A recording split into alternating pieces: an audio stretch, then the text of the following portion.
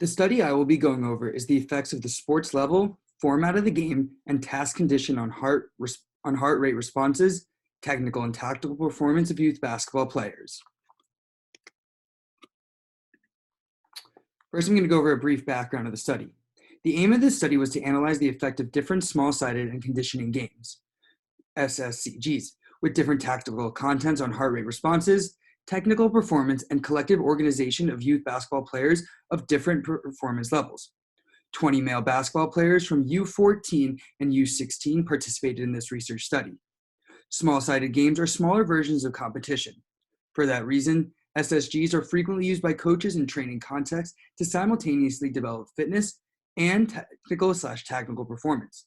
In order to identify the impact that these games have on players, their effects on acute physiological responses, time motion profiles, technical performance, and collective behavior have been researched in the field of sports sciences. The studies carried out specifically in basketball have found that smaller formats increase with heart rate, cause higher blood lactate concentration, and perceived exertion in comparison with larger formats and competitive games. Here are some appropriate research questions that we're going to address throughout this presentation. Do different SSGs and conditioning games affect the overall performances on youth basketball players? Do different SSGs affect heart rate responses, technical performance, and collective organization of youth basketball? And did the format of the SSG have an effect on those issues?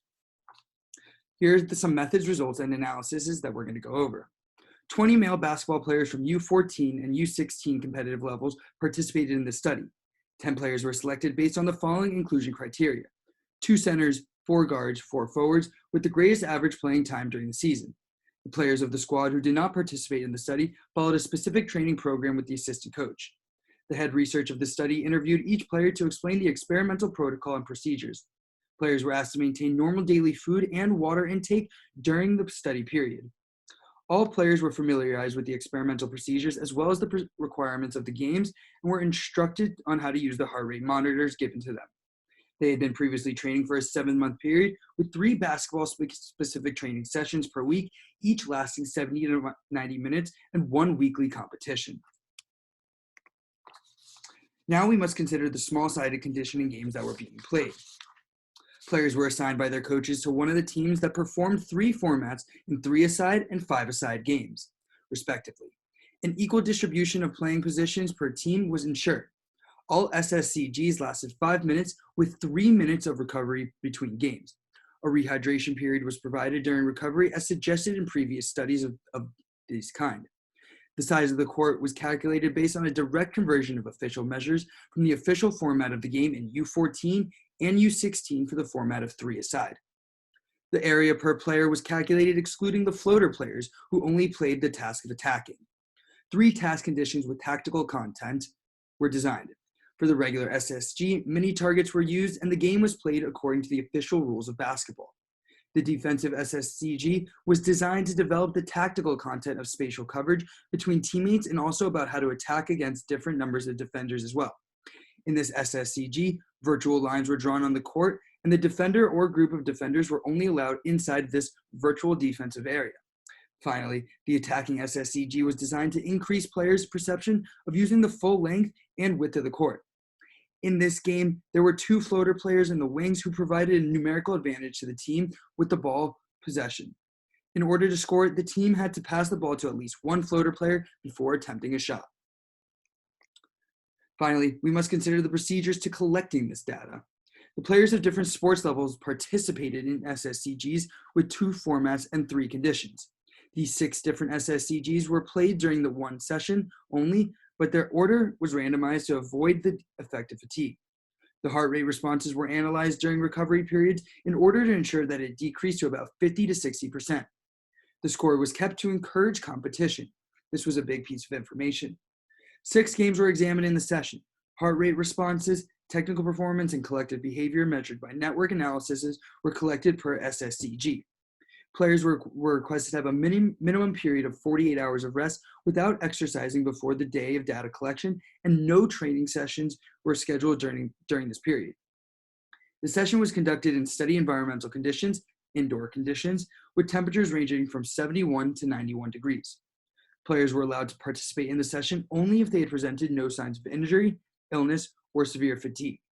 The heart rate response was measured by placing a lightweight and portable heart rate monitor on this player's chest at 1 sampling intervals. Next, we're going to go into the results of our study. The two-way MANOVA revealed that the sports level, format, and task condition had significant effects on heart rate responses. It was also found that the format had significant main effects on technical performance. A smaller format significantly increased the heart rate, volume of play, efficiency index, and collective density during the attacking plays. The SSCG with attacking content statistically increased the heart rate, efficiency index, and performance score. Therefore, this study revealed that different SSCGs with tactical content influence the physiological responses of youth basketball players.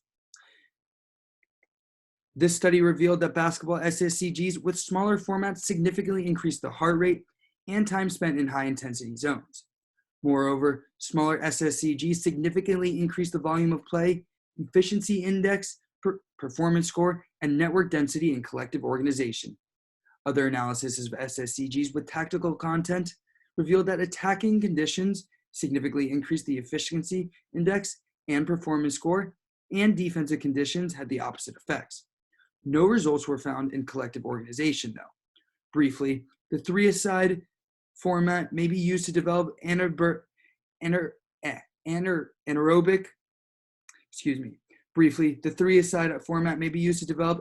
capacity using intermittent regimens, and the five-a-side format can be recommended rather for a threshold improvement with irregular or continuous regimens. Task conditions with attacking prevalence are recommended to increase the technical accuracy, while defensive prevalence task conditions should be used to increase accuracy in defensive actions. Thank you for listening during this presentation, and I hope you learned something.